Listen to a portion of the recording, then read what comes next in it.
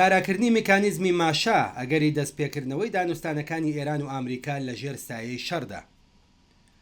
لە کاتێکدا سێبەری شەڕی 12 ڕۆژەی ئێران و ئیسرائیل و لێکەوتە ئەمنیەکانی لەسەر تەواوی ناوچەکە هەروە قورساییەکات، دیپلۆماسی نێودەوڵەتی جارێکی دیکە بووەتە گۆڕەپانی ڕوبەڕووبوونەوە و پێشهاتی نوێ. هەنگاوی ئەم دوایەی سێ وڵاتی زلهێزی ئوروپایی واتە ئاڵمان و فەڕەنسا و بریتانیا بۆ کاراکردنی میکانیزمی ماشە و گەڕاندنەوەی سەزاکانی پێشووی نەتەوە یەکگرتووەکان بۆ سەر کۆماری ئیسلامی و هەروەها کاردانەوەی توندی کۆماری ئیسلامی کەشێکی قورسی بۆ ئەگەری دەستپێکردنەوەی دانوستانە ڕاستەوخۆکانی ئێران و ئامریکا دروست کردووە. بەیاننامەکەی مارکۆ ڕۆبیۆ وەزیری دەرەوەی ئامریکا بۆ پشتیوانی لە هەوڵەکانی ئوروپا دوو پەیامی سەرەکی لەخۆ دەگرێت. یەکەم، جەختکردنەوە لەسەر درێژەدان بە بەکارهێنانی زۆرترین گوشار و دووهەم، ڕاگەیاندنی ئامادەی ڕاستەوخۆ و بێمەرجی دەوڵەتی ئامریکا بۆ دانوستان لەگەڵ کۆماری ئیسلامی ئێران. لە ڕاستیدا ئامریکا هیچ ئامانجێکی تری نییە جگە لە ناچارکردنی ئێران بۆ قبولکردنی خێرا و شەفافی داواکاریەکانی ئەمریکا. لەلایەکی دیکەوە نامەکەی عەباسی عێراقچی بۆ یەکێتی ئوروپا دەرخەری هەڵوێستی نەگۆڕی کۆماری ئیسلامیە. ناوبراو لە نامەیەکدا هەر هەنگاوێک بۆ سەر لە نوێگەڕانەوەی سەزاکان بەنادروست دەزانێت و پێداگری لە بەسەرچوونی بڕیارنامەی 22 ئۆکتۆبری 2025 دەکات.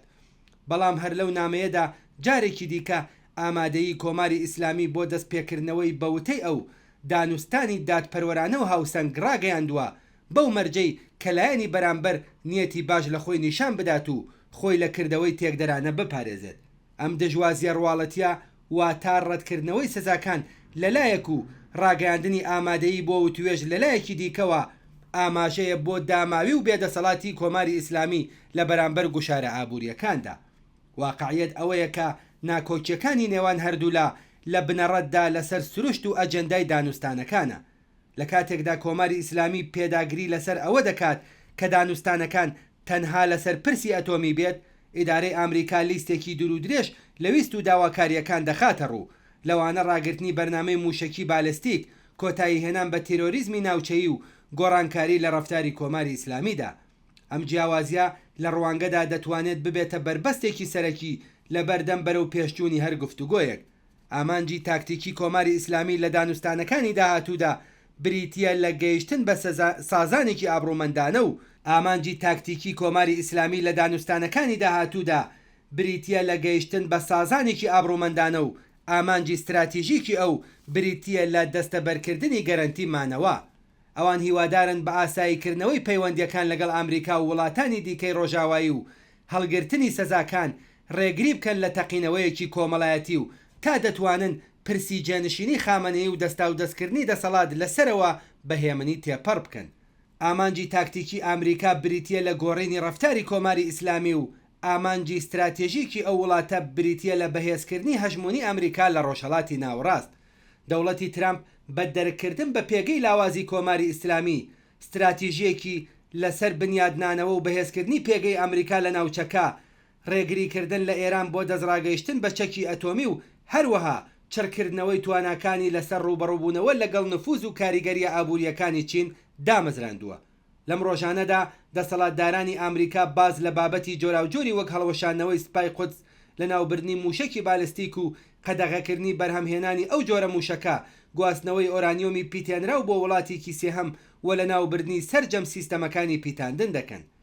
کۆماری ئیسلامی ئیدعای ئەوە دەکات کە دانوستانەکان تەنها لەسەر پرۆژەی ئەتۆمیە، بەڵام واقعیت ئەوەیە کە هیچ بژاردەیەکی دیکەی نییە جگە لە قبولکردنی ویست و داواکاریەکانی ترامپ. دیارەکە ئامانجی استراتیژیکی ئەمریکا نەک ڕووخاندنی ڕژیمی ئیسلامی، بەڵکو بریتیە لە گۆڕینی ڕەفتارەکانی. دەوڵەتی ئەمریکا نایەوێت داهاتووی ئێران لە هەلومەرجێکدا کە لە بەردەم ئەگەری سەرهەڵدانی شۆڕشێکی جەماوەریدایە بە چارەنووسێکی نادیار بسپێرێت. دەوڵەتی ئەمریکا دەیەوێت کۆماری ئیسلامی بە جۆرێک دەستەمۆ بکات کە هیچ مەترسیەک بۆ سەر بەرژەوەندیەکانی ئەمریکا و هاوپەیمانەکانی لە ناوچەکە دروست نەکات. لەم ڕۆوە هەردوولایەنی کێشەکە لە سەرمانەوەی ڕژیمی کۆماری ئیسلامی هاوڕان. ئەوەی جێی مشتومڕا ئەو باجەیە کە کۆماری ئیسلامی لە پێناو گەرنتیمانەوەی خۆیدا دەبێت بیدات. وڵاتانی عەرەبی ناوچەکەش هەڵوێستەکانیان گۆڕیوە لە کاتێکدا کە لە دەورەی پێشووتری سەرۆک کۆماری ترامپدا ناوبراویان هانەدا لە بەرجەم بکشێتەوە بەڵام ئێستا دەست پێکردنەوەی گفتوگۆ و دانوستانەکانی نێوان هەردوولایان بە هەنگاوێکی ئەرێنی هەڵسەنگاندووە. ئەم وڵاتانە کە لە ڕێگەی فرۆشتنی نەوت گەشەیەکی گەورەی ئابووریان بەخۆوە دەبینن، ئاواتەخوازی ململانەی نێوان ئامریکا و کۆماری ئیسلامی نین. ئەوان بە توندی خوازیاری سەقامگیری ناوچەکە و پێشگرتن لە ئەگەری شەڕێکی بەتەواومانان. بەڵام ڕژیمی ئیسرائیل بە سەرۆکایەتی نێتانیاهۆ نەیاری سەرەکی هەڕێکەوتنێکە لەگەڵ ئێران. ئەو ڕژیمە بە پەرەپێدانی گرژە ناوچەیەکان هەوڵەدات تاوانەکانی خۆی لە غەزە پەردەپۆش بکات. بەڵام ئەو ڕسواییە نێودەوڵەتیەی کە بەهۆی کوشتاری فەلەستینیەکان دروست بووە، پوتانسیێلی لایەنگرانی ئیسرائیلی بۆ دروستکردنی ئاستەنگ لە بەردەم دانوستانەکان تا ڕادەیەک کەم کردوەتەوە. ئەم دانوستانانە لە هەلومەرجێکدا بەڕێوە دەچن کە هاوسەنگی هێز تا ڕادەیەکی زۆر بە زەرەری کۆماری ئیسلامی گۆڕاوە. جێگە و پێگەی کۆماری ئیسلامی بە هیچ شێوەیەک بەراورد ناکرێت بەو قۆناغی کە ڕێکەوتن نامەی بەرجامی تێدا واژۆ کرا.